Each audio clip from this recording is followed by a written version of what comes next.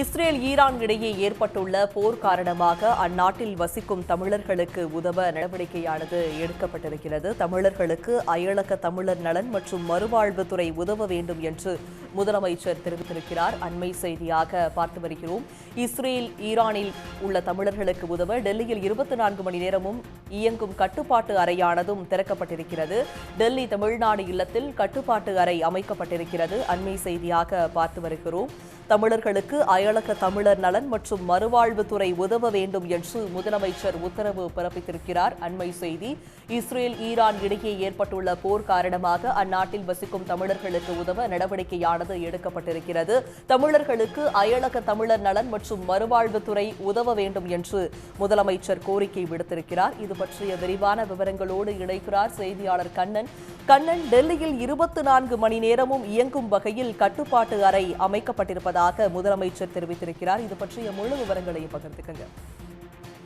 நிச்சயமாக Israel Iran இடையே தற்போது ஏற்பட்டுள்ள போர் சூழல் காரணமாக அங்கிருக்கும் பல்வேறு நாடுகளைச் சேர்ந்த பொதுமக்கள் வெளியேற தொடங்கியுள்ளனர். இந்நிலையில் அங்குள்ள தமிழர்களின் விவரங்களை பெற்று உடனடியாக அவர்களுக்கு தேவையான உதவிகளை வழங்க வேண்டும் என்று முதலமைச்சர் மு.க.ஸ்டாலின் தமிழ்நாடு அரசின் அயலக தமிழர் நலவாழ்வுத்துறைக்கு உத்தரவிட்டுள்ளார். அதன்படி குறிப்பாக பார்த்தோம் என்றால் தமிழ்நாட்டை சேர்ந்தவர்களை கண்டுபிடித்து அவர்கள் பாதுகாப்பாக அழைத்து வரும் பணியை உடனடியாக மேற்கொள்ள வேண்டும் என்றும் உத்தரவிட்டுள்ளார்.